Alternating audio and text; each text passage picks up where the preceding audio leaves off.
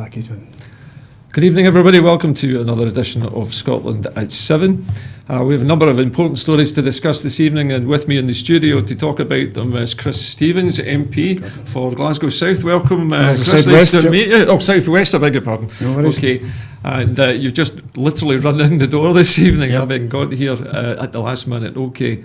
Now, there's a lot of stories tonight, Chris, to talk about, but the one I think that's probably most in the news at the moment is the tale about Ferguson Marine Engineering down in Port Glasgow. Now, I think the story about this yard goes back a long time, but basically, Jim McCall of Clyde Blowers 5 years ago, billionaire in his own right, rescued this firm from its last receivership, the last time it went into administration. And since then it has been modernised, dramatically modernised, I would say, with millions of pounds worth of new equipment, new methods for manufacturing. And it's making its name building ships that are at the cutting edge in terms of low carbon propulsion. Now, this obviously comes at a cost. And it seems that the cost in the case of this particular ship order, these two new ferries for the Hebrides, for CalMac, has been just a bit too much for the company to bear. We have got some updates on what has been happening with government's view on this. The Scottish Government has said today, and I'm just reading what I've got here's the latest update, which says that it's ready and willing to take Ferguson's into public ownership, and it will engage with any serious interest in securing the shipyard, but recognises action must now be taken to ensure completion of the ferries and the continuity of employment. Now, I know this is a little bit further away from your constituency, but you come from a shipbuilding constituency, essentially. Indeed, yes. What are your feelings about what's happening with Ferguson's at the moment? Well, I mean, I actually had a meeting with GMB Union last week on a number of topics. This was one of them, and perhaps we'll be discussing some other topics that we had discussed last week. But it wasn't a surprise that the company was going into administration. Very much welcome the fact that the Scottish Government is now looking at public ownership. As someone who supports public ownership in a whole series of things, I'm quite happy and content with that. There does seem to be some issues regarding the prototype of the particular ferries and whether they're cost effective and whether they're suitable for the particular contract.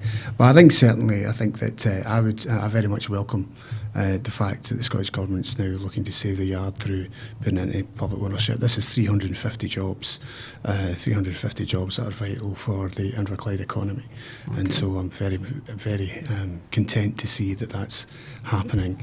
In terms of other shipbuilding, looking forward to Wednesday when the second Type 26 steel cut takes place in the Govan shipyard.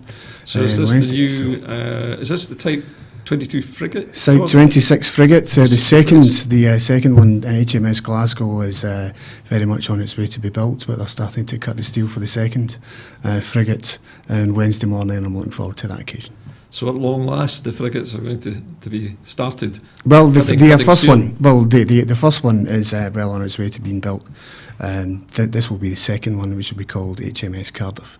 But obviously, very happy to see shipbuilding. The Govan Yard or it'll be the Govan Yard is where the steel will be cut, and very much welcome that the best shipbuilders in the world will start on another. So it's good news. It's good news for the Clyde generally. Yep. In terms of, you're saying there that you're broadly in favour of shipyards and shipbuilding being in public ownership. This is a view you've settled on over the years? Well, it is a view I've settled on over the years. It's certainly one that the Parker Review, when it said, which is trying to persuade the MOD to introduce competition back into shipbuilding, I think would be a disaster. It was a disaster in the 1980s when you saw shipyards competing against each other, lowering costs. Internal competition. Well, indeed. Swan Hunters, for example, so went away because it had built it won a contract they just couldn't afford and was sustainable. And I think that this is a problem. And one of the biggest problems it's facing is shipbuilding an MOD level is that it's the Treasury who's deciding the cost and deciding what defence requirements are, not the Ministry of Defence. Do you think in the case of the CalMac ferry order, the one that's causing all this problem, there's been a lot of discussions about why it went wrong, And one of the things that people have said to me, and I'm an ex-engineer, so I know a little about it, although I wasn't a shipyard engineer, was that when you're designing a cutting-edge new propulsion system like this, which is different to anything that's been done before, at the time it was cutting edge when they proposed it. I do understand that other companies have designed and built such things as well, elsewhere in the Mediterranean particularly. But for some reason, there wasn't prototyping undertaken to build these engines and test them and to ensure that the design of the ship enabled them to be retrofitted later if the design called for an upgrade or a change to the design, rather than this rather sort of odd series of changes in design midway through the build. Now that's something which I know as an engineer infuriates engineers when they get changes in drawings, changes in plan constantly all the way through a build. It holds everything up. My own feeling, such as it is for my background, is I would agree with you. I think that having shipbuilding in public ownership takes the middleman out of it, removes the competition element, takes the profit motive away, and gives the best value for money for the customer at the end of the day, which in our case is us, the taxpayer, because these ships are being built for our benefit by our government and ordered by our government, yes? Well, I mean, I'm not an engineer.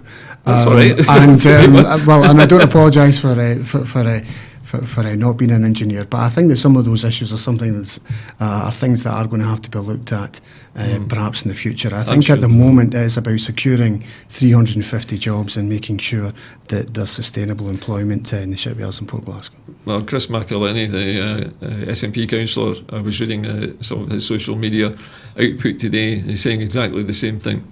Much more important to secure the yard, get the ships built and preserve the jobs than worry any too much about the company. Well, I think we have to, obviously people will look at the lessons of the past, and that does have to happen at some point. The here and now is securing the jobs and securing the future affairs. Yeah, I think everybody's worried about their jobs down there at the moment, and that has to stop. That kind of uncertainty is not good for anybody or their families. Our second item tonight is looking at another company, interesting. This is Asda this time. Yes. And this is a story about the change of working conditions, terms and conditions of all of Asda's employees, I gather, across Glasgow generally. Across the United Kingdom. Is it across the UK? I beg your pardon. So across the UK, and it seems to be a very arbitrary and draconian set of proposals. It seems that they have no choice. Well, that is what's happening.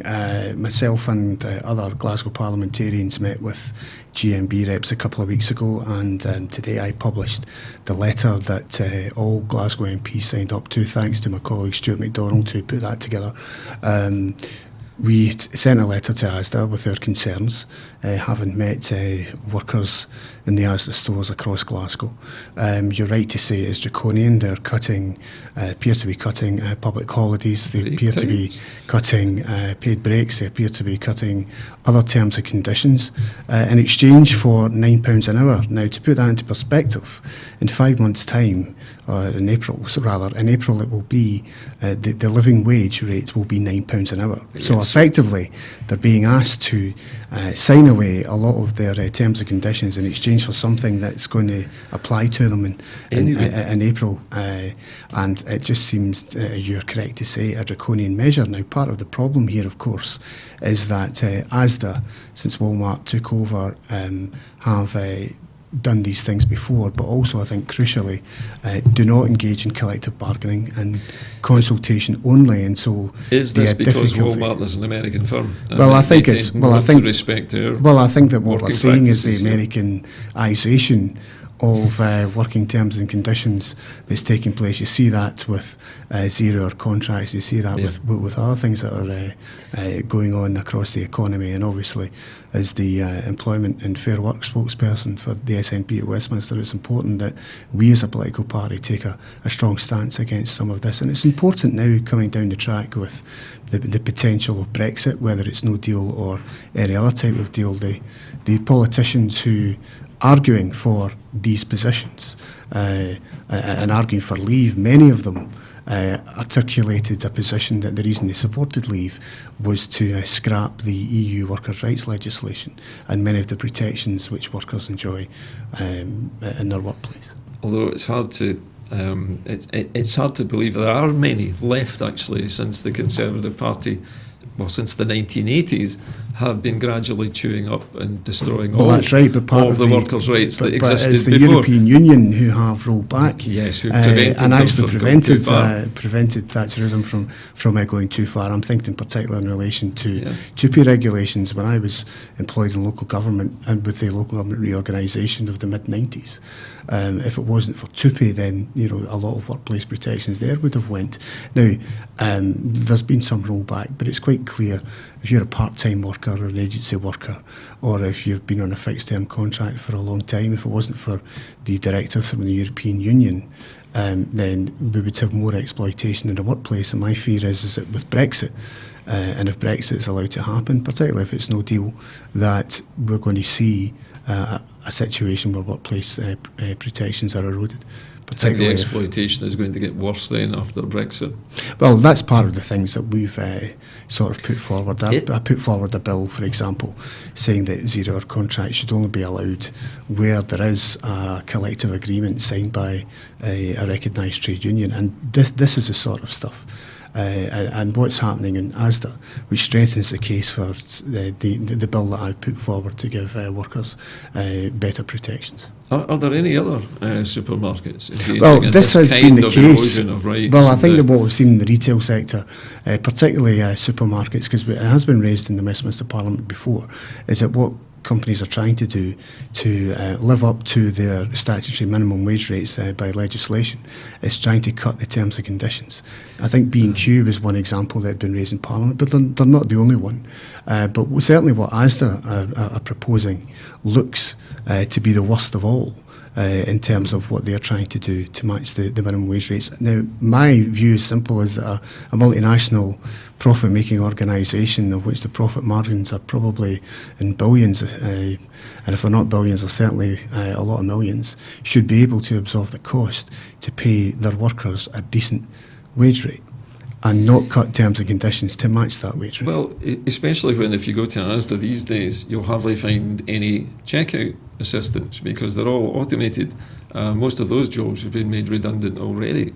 And it appears to me, at least every time I go in Asda, that there are fewer and fewer people actually working in it.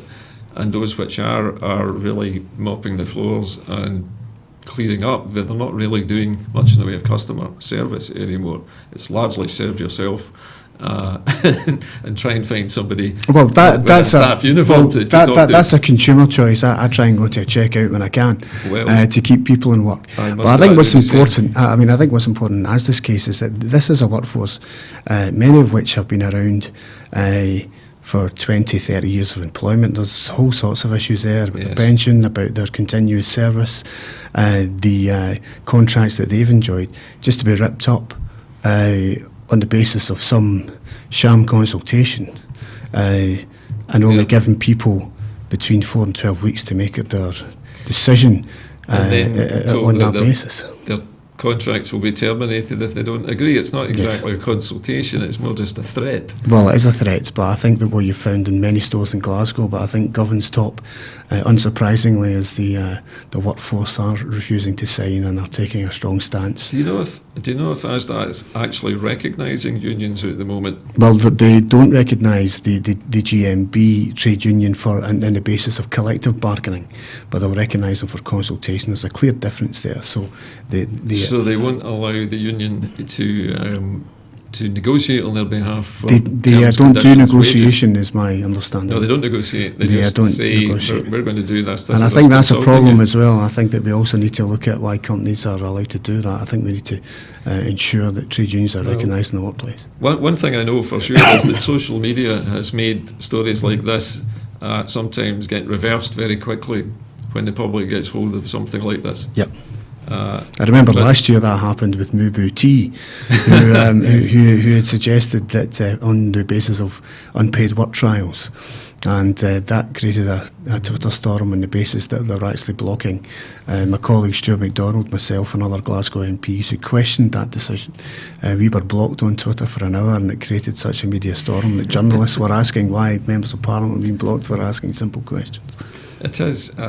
It's a strange area, but I think once people around Scotland find out about what ASDA is planning to do to their members of staff, the trouble is, of course, that when people boycott a store, they actually end up hurting the members of staff in the process sometimes. Well, that's something that's... And this is why I always think boycotts are a very blunt instrument Well, when it comes to protesting they have about their something. place. They have their place, Gordon. But I would say, I mean, I certainly wouldn't advocate that position at the moment. I'd certainly want to take advice from the trade union. Certainly, what the GMB members are doing right across the UK is they're going to be at the national headquarters in Leeds on Wednesday with a big protest, and good luck to them as far as I'm concerned. And of course, all of this is a reserved matter, is it not?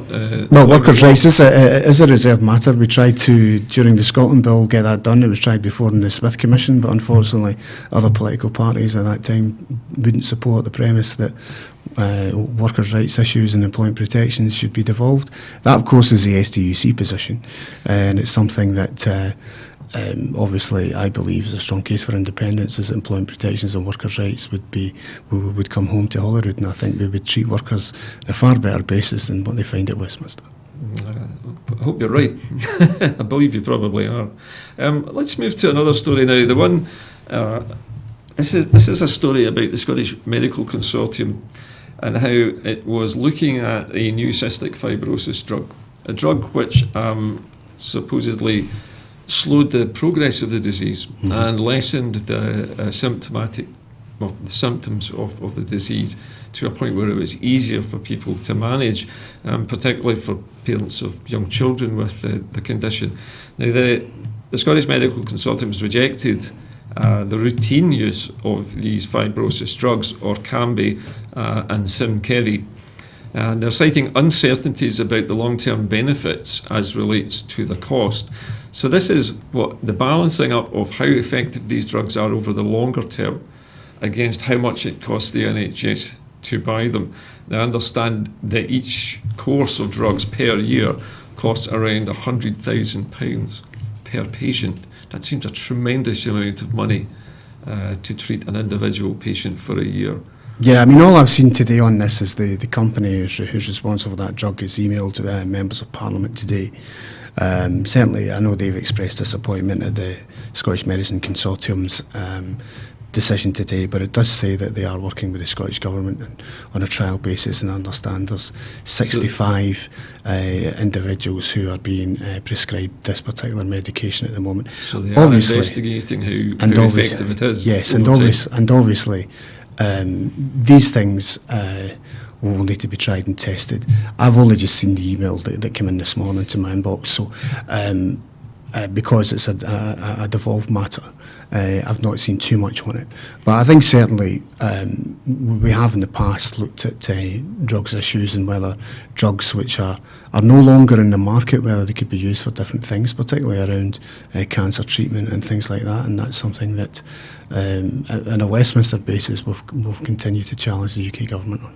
I noticed this morning, watching the news coverage of this on the BBC, that they were presenting this as a Scottish-English dichotomy. They presented it as though if the Scottish Government agreed, or the Scottish NHS agreed, to provide these drugs for routine use, then that was going to disadvantage patients in England, and it wasn't fair.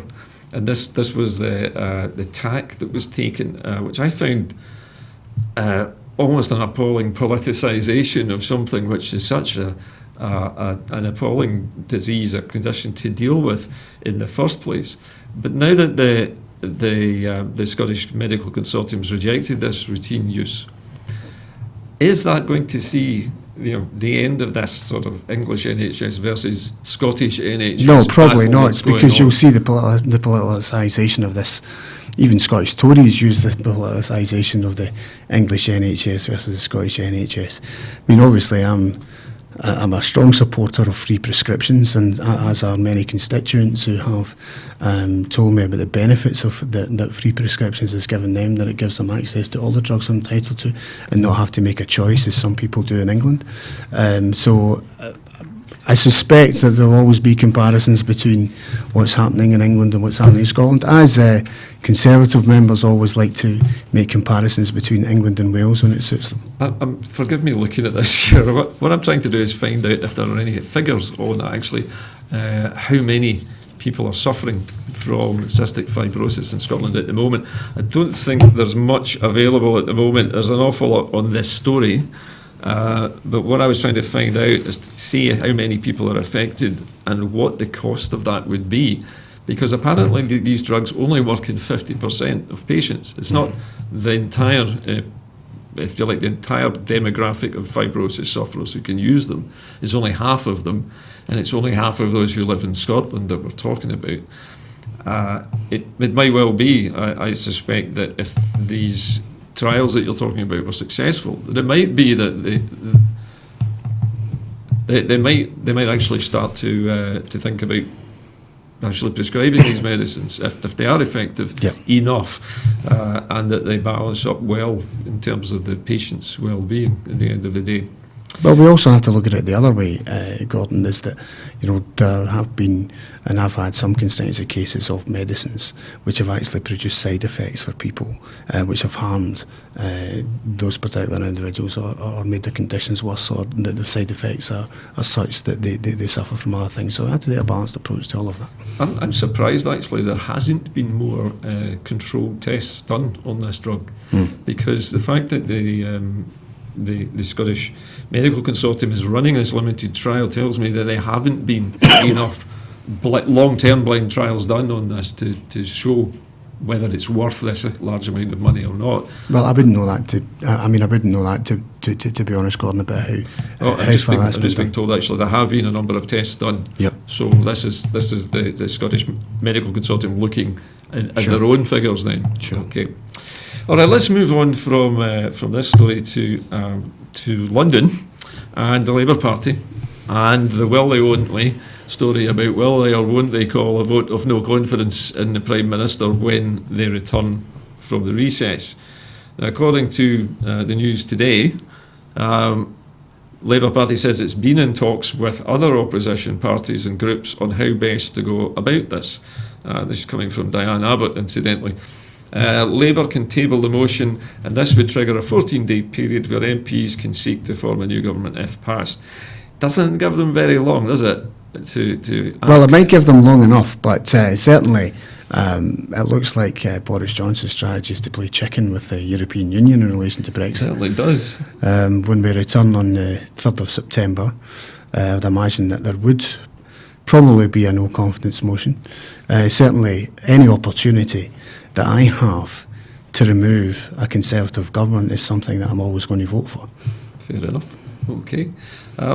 One thing I think that's interesting from this piece is that it mentions, well, Diane Abbott mentioned specifically that they've been in talks with other opposition groups. Now, that doesn't say to me parties particularly. That's just groups is a very vague term. Have they been in talks with the SNP? Well, if they have, I don't know about it. It's probably above my pay grade, to be honest with you, Gordon. But certainly, it would not surprise me. Certainly, I was aware that there was some discussion. There was some discussion about timing before the summer recess. So, if there have been discussions, I wouldn't be surprised if the discussions. They would have to discuss it with. I would imagine if they're willing to pull that trigger, they would have to have some discussion with ourselves. How does the parliamentary arithmetic look for a no confidence vote? Well, it'd be very tight because the government now have a majority of one as a result of the Breton and Radnor so it would only take a couple of people to vote against their own government, and if they were willing to do that. I'm not necessarily convinced they would do that, but I think that it's something, certainly with Boris Johnson taking over, with him playing chicken with the EU and no deal being more likely as a result of their shenanigans, it certainly would not. It certainly has to be something which has to be tried, in my view, is a no confidence motion. I think you have to try everything. I mean, the stakes are so high. Well, we have to now use and utilise every parliamentary device to ensure that no deal doesn't happen.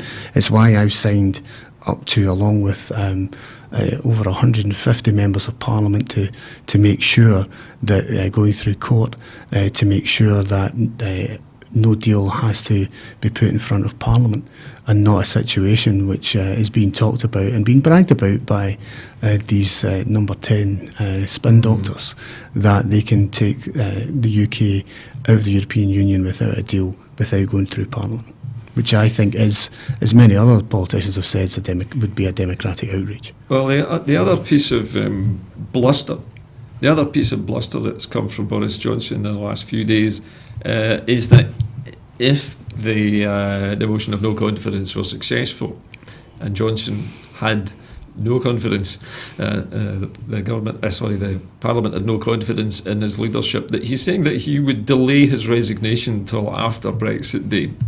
Is that reasonable? Well, it wouldn't. Well, that would not be in compliance with the Fixed Term Parliament Act. The Fixed Term Parliament Act is, if a no confidence motion is passed, then there is a 14-day period for political parties to try and figure out if they can form a government or not. And if after that 14-day period, if that is not the case and that's not successful, then there would have to be a general election.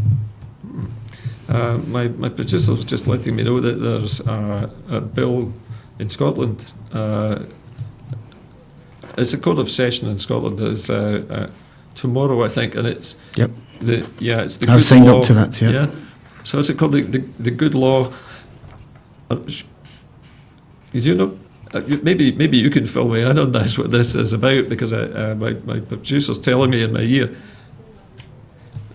Okay. Well, listen. We'll move on, right? Okay.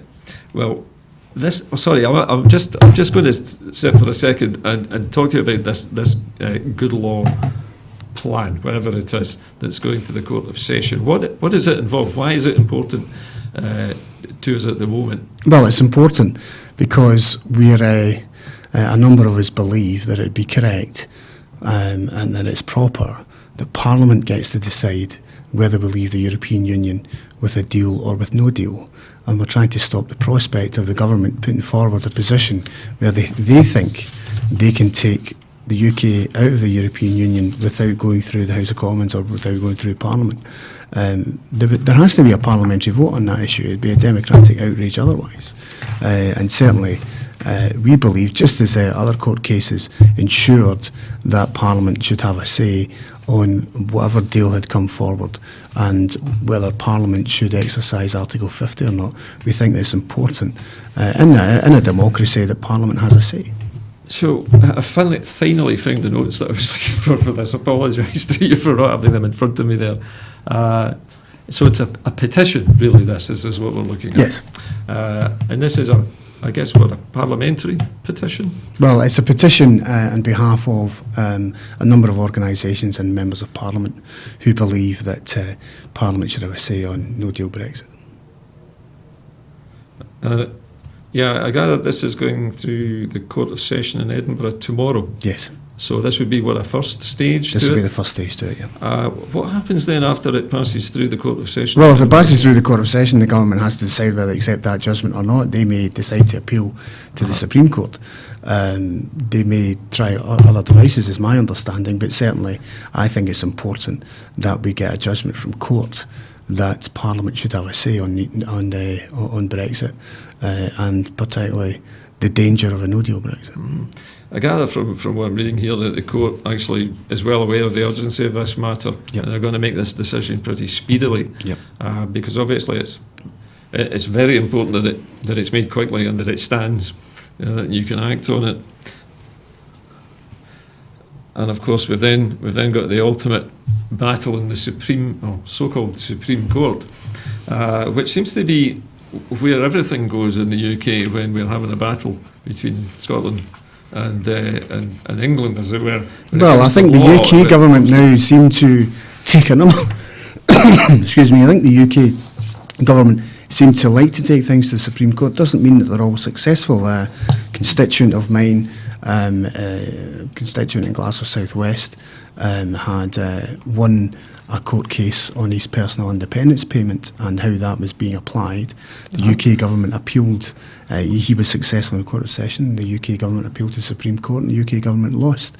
They lost the Supreme Court. And they lost the Supreme Court judgment, which could mean that thousands of personal independence payment claimants could either get more money or in some cases get some money as a result of that decision.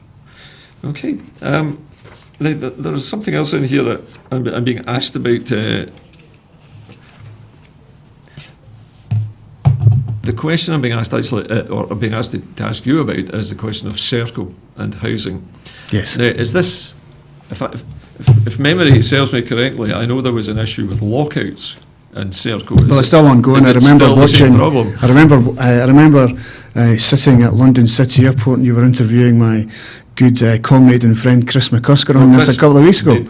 Well, the issue's still ongoing. There are now 54 or 55 interim interdicts which have been successfully applied for by either Govan Law Centre, Legal Services Agency, LATA & Co and others who have stopped evictions. There have unfortunately been 3 or 4 evictions that we're aware of as a result of Serco applying for that.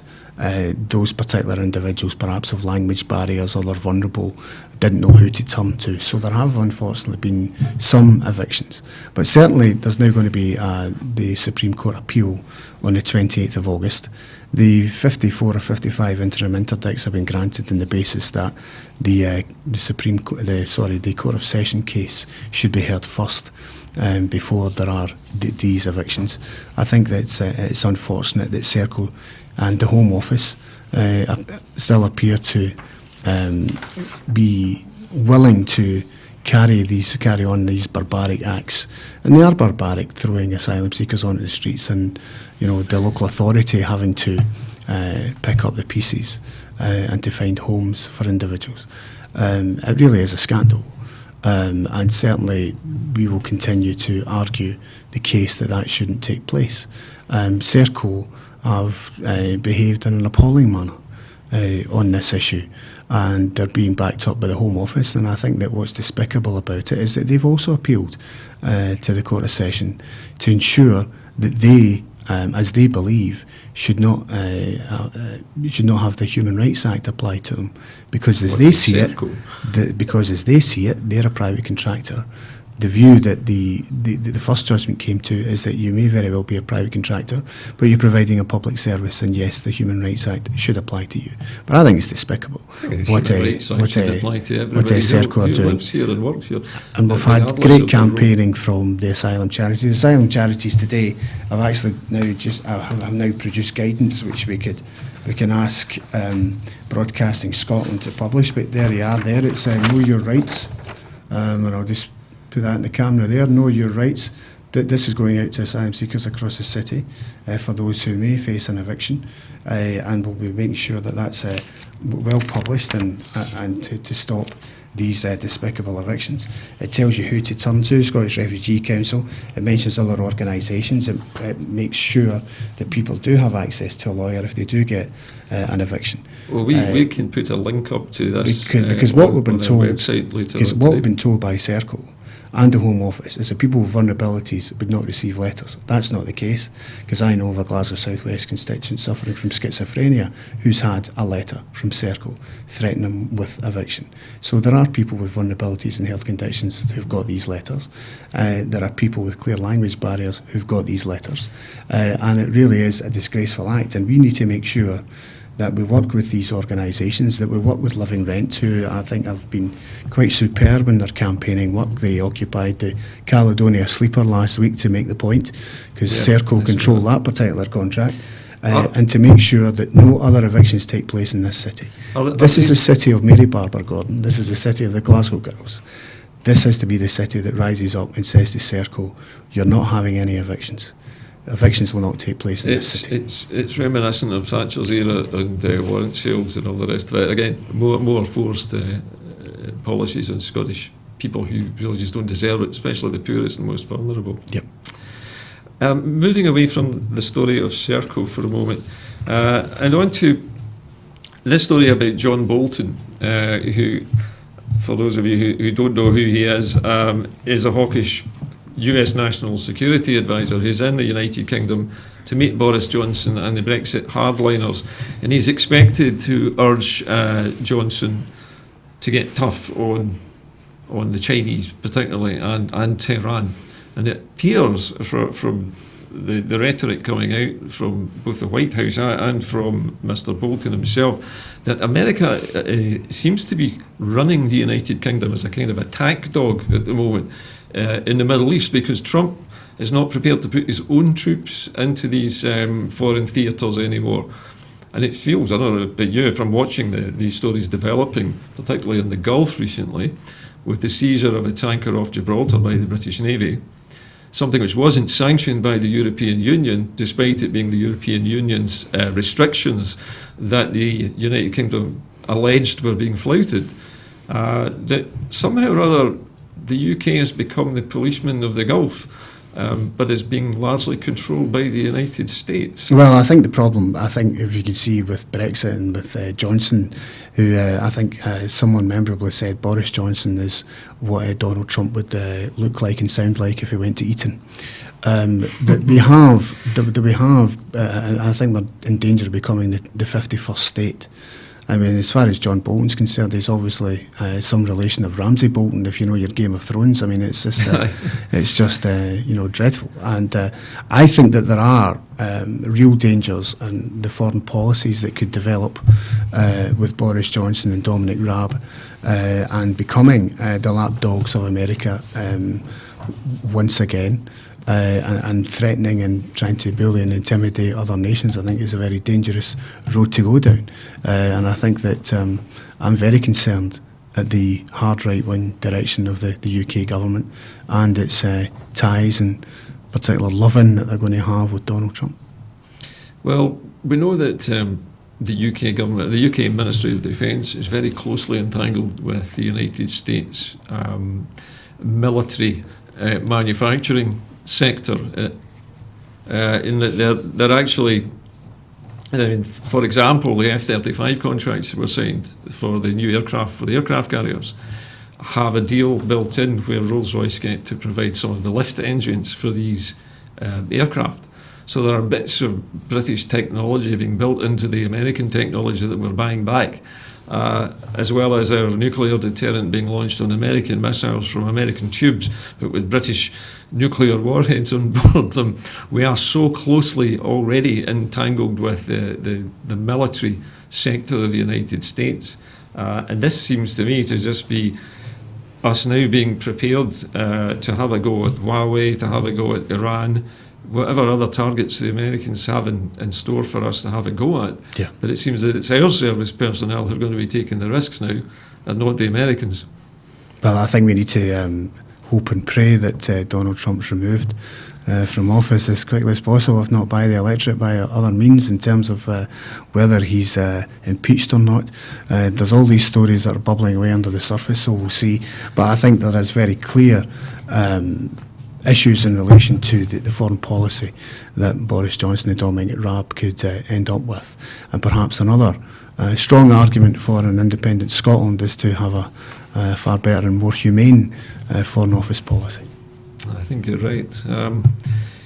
There are more international stories on the go at the moment, and not least of which is the ongoing protests at Hong Kong Airport. Now, the background to these, for people not familiar with what happened in Hong Kong, was it was obviously a British territory for a while after British colonial rule, and was handed back by the Tories' Chris Patten, who was the last governor of Hong Kong in, 1997? Oh, 7, was it? Just before the Labour government took over, I think. Just after, yeah. So what happened, of course, was that China had to agree with the United Kingdom to a 50-year period of adjustment, whereby Hong Kong continued with its rather Western lifestyle and with its freedoms of speech and freedoms of expression and all the rest of it. And now, 20 years away from China taking over the territory, we're beginning to see the Chinese government flexing its muscles a little bit and trying to impose a new a new law which would allow them to extradite any Chinese national who has fled to Hong Kong to evade the clutches of the long arm of the law in China. But of course, this, to the local people in Hong Kong, seems to be a Trojan horse. They feel that it's going to mean that any troublemakers at all that the Beijing government don't like can be plucked out of Hong Kong and taken to mainland China and never seen again. And they are now, it seems to be escalating to the point where the Chinese government is now accusing the peaceful protesters of being terrorists. Do you think this is going to get worse? Are the Chinese government going to crack down the way they're threatening to? Well, I hope it doesn't get worse, but I've had a number of constituency inquiries about it. There are a number of people who are concerned, as I am, about the situation. Certainly, I think that we have to dissuade the Chinese from going down that particular track, and I think that we have to engage and discuss. Obviously, the protest is quite serious when you watch the news and you see the protest. You see some of the violence, which the protesters have been subjected to, and I think that we need to encourage calm and discussion around that issue. It's coming to a head. We're hearing reports of the Chinese police, the riot police, amassing military vehicles, all kinds of military hardware is being assembled in various parts surrounding Hong Kong and Guangdong in preparation for something. So they're obviously, they're rattling the saber. But of course, they're excusing this as being military exercises. But obviously, they are supposedly police exercises, but they're not police as we would understand. These are police militia, so these are kind of peacekeepers rather than. Well, they're supposed to be peacekeepers. I'm not necessarily sure that that's the job description. Yeah, they don't appear to be terribly peaceful the way I've seen. I think that some of the behaviour of the Chinese authorities, or those acting on the Chinese authorities, is not. It's not acceptable. It certainly wouldn't be acceptable in our society. It is mostly young people with... People have the right to protest, and people are entitled to the freedom of peaceful assembly. That's a human right, and I think we should respect that human right. Well, the closest thing to a weapon I've seen in the hands of any of the protesters is an umbrella. Yeah. And you could hardly say this is an offensive weapon. They're hardly terrorists. Yeah. I think...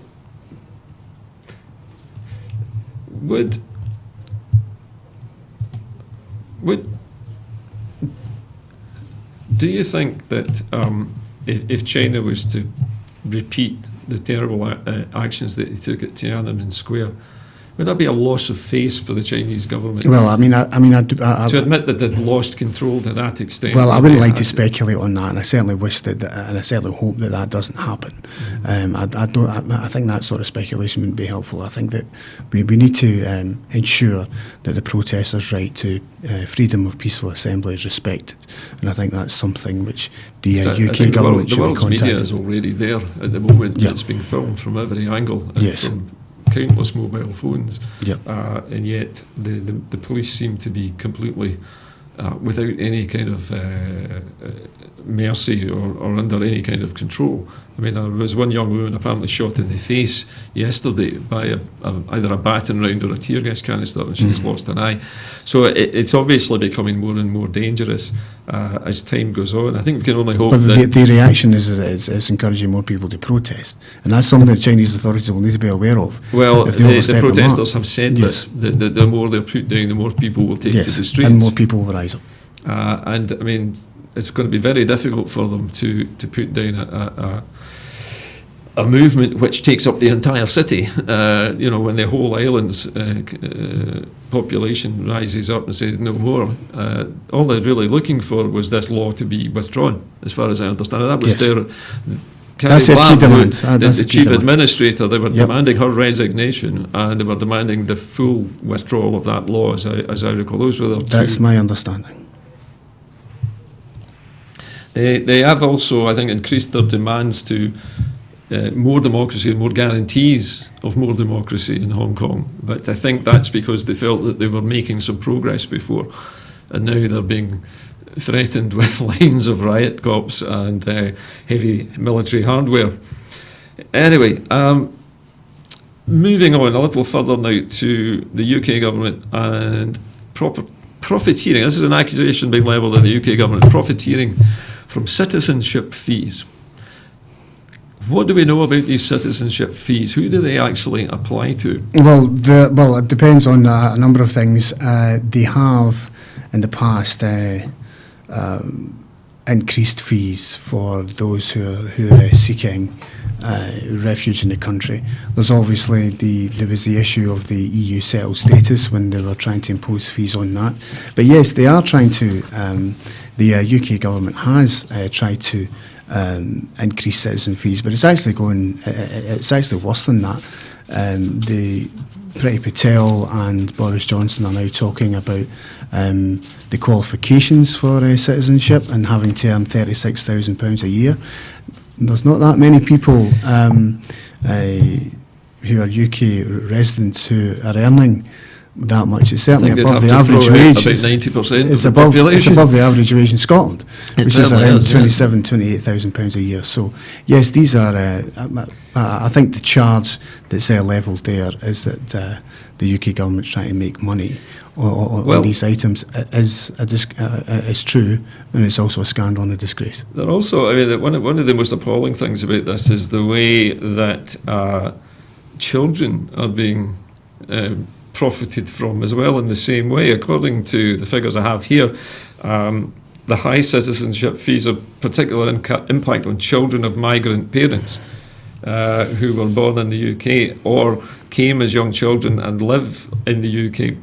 And it's all they've ever known. These children must pay £1,012 to become a British citizen. Well, the family has to pay for the child, yes, it's £1,012. It's but a the scandal. fee has risen by a staggering 51%. That's right. Since 2014. That's right, and it's all done on the basis of statutory instrument committees that you won't necessarily see in BBC Parliament or the Parliament channel. You won't see them. They're always done through statutory instrument committee. They've been opposed by SNP MPs and other political parties, but there's absolutely no question at all that these fees are extortionate, and it is extortion, and it's scandalous, and there has to be a look at this. But then, of course, the government always try to roll up these things into tribunal fees and other tribunal fees, and try to make them, try and roll them all into one basic statutory instrument procedure, and it's wrong. Yeah. I'm just looking at the cost of the actual processing of these applications, particularly for the children. It says the Home Office is actually making £640 profit on every application, and they're looking at maybe having delivered £500 million surplus for the Home Office last year. It's almost like a tax on being an immigrant. Yes. That's exactly in fact, what it is an immigrant tax, isn't it? That's exactly what it is. I have friends actually who have moved here from other parts of the world and are appalled at the amount of money it's costing them to register for citizenship. It's also a hostile environment. It's a device to discourage immigration and people settling here. And as will be the move that you have to earn £36,000 a year, that will be another disincentive. This is part of the hostile environment which the UK government are imposing on those who are either seeking refuge or who are choosing to live and work here. And I think that it really is a scandalous way to treat any human being. According to the figures and the story we have here, even if you filled out a form wrongly and sent it in with the fee, they would send it back, keep your fee, and make you apply all over again because your application failed on a technicality. And they do that with visitor visas, and they do that with it's appalling. It's like visas, sanctioning people who've come to and the they do UK. that with the visa system as well, and it is scandalous. Absolutely shocking what they're getting away with. I'm astonished, frankly, and I knew of this story, but it still shocks me even talking about it here. I've got Stuart MacDonald, MP, commenting as well, saying that the UK government's policy on citizenship fees is discriminatory to the core and risks penalising children who call the UK home. In particular, the increasingly exorbitant fee to register as British puts citizenship beyond the financial means of many people and is counter to the government's duty to safeguard and promote the welfare of children. Well, Stuart C. McDonald's a fantastic member of Parliament, a fantastic immigration spokesperson for the party. Has been very supportive of me in terms of the Circle campaign and all these other matters of the UK government's immigration policy. As again, you just have to use the word hostile environment, and it sums up the UK government's immigration policy very well. We used to think that some of the policies of the Conservatives were embarrassing, but I think this has just gone well beyond that now. Well, it has gone beyond that now, and we now have a hard right-wing government. I mean, watching that cabinet reshuffle a couple of weeks ago was like watching an episode of Game of Thrones, but it was very scary at the same time. The number of hard right-wing politicians that have found themselves in that cabinet does not augur well for the future. I think Boris Johnson and Priti Patel are ramping up the policing as well, and longer sentences and more stop and search. It's rapidly becoming a police state. In fact, I read a story. Well, certainly civil liberties are going to be rolled back. There was a story today in a UK newspaper that I cannot remember which one it was, but the story claimed that British civil servants were advising Boris Johnson on how to use an ancient law which allowed them to impose new laws on people that hadn't been through Parliament because of emergency circumstances. In other words, using, say, a shortage of food, or the fact that maybe there are drug shortages and people are starting to get annoyed and you're queuing outside of shops, to empower the police, the army, or other officials to do whatever they see fit. Well, I think this is why no deal Brexit is just so dangerous, because it'll be used as a device to try, or certainly try and attempt to do all these things. When you listen to these things, you sometimes sit and you think, is this just scaremongering? And you think, no, it's not. It's actually happening now. Not only is it happening, but your own government is telling you that they're doing it. Well, what is it they say about just how accurate George Orwell's 1984 was? Well, we're certainly heading towards that direction. Yeah, I think Orwell looked like he was right on the money with these predictions. A bizarre, surreal and Orwellian world is how I once described being a member of Parliament, and it certainly is true then than when I made that statement 4 years ago. Well, our last story this evening, I suppose, is a good news story for a change. But an awful lot of bad news on tonight's programme. Might make a wee change just to have something a little more positive to say to round up the programme this evening. Ferguson's is a good news story. Well, come on. Yes. We have a new healthy food support programme being launched by the government. Payment cards to replace paper vouchers. And this is a new story to me, at least. This is part of the new Best Start Foods payment system that replaces the UK government's Healthy Start paper vouchers with a new payment card, and is now open for applications. Now, according to this, eligible families on low income benefits will get £17 credited on their card every 4 weeks during a pregnancy, and for any children between 1 and 3 years old.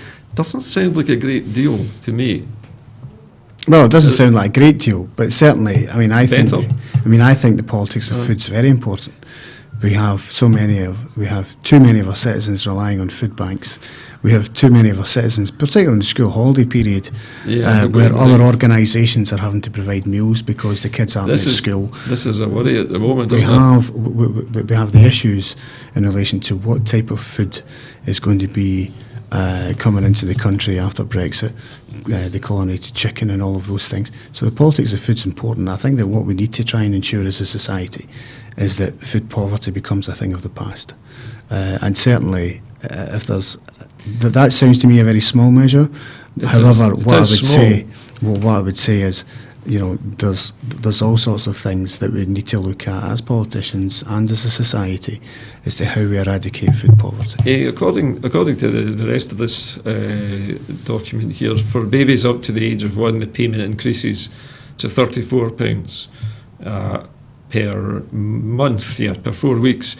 So it would make a difference, I guess, if you have virtually no money is better than nothing, but it's still... But too many of our citizens have no money. That's a problem, Gordon. Too many of our citizens are relying on food banks on that basis because they can't afford basic food items. They can't afford other items like, shampoo, it's not just food, shower is it? gel. There's clothes, there's nappies. There's clothes. Well, that's a real issue at this moment in time. I'm on the DWP Select Committee, which is looking at school holiday poverty, and one of the things there that's come out is that childcare costs in a school holiday period treble, and so they have to fork out more money. And there's the one-off costs like school uniforms, for example. And I met Aldi today in Cardonald as to how they can help donate school uniforms, which they're unable to sell, and how they can give that to the local charity organisations and help them. But we're seeing school uniform banks emerging just as much as food banks. Well, school uniforms, I know, are traditionally a high value ticket for most of us. Even simple things like a blazer for a child can cost £40 or £50 nowadays, depending where you buy it.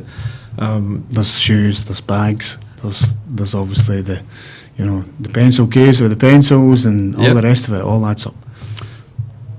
Well, I think there's also, I'm hearing there's a grant available from the Scottish Government which is being standardised across all councils. Yep. Now this, I would imagine, is another scheme to help the poorest families. Absolutely, and we've helped constituents get access to that. Do you know how much it is? How much the assistance? I can't recall from the top of my head, but certainly that grant is available and it should be publicised. We have to ensure that school holiday poverty is a thing of the past too, and we have to make sure that the rise in school uniform banks.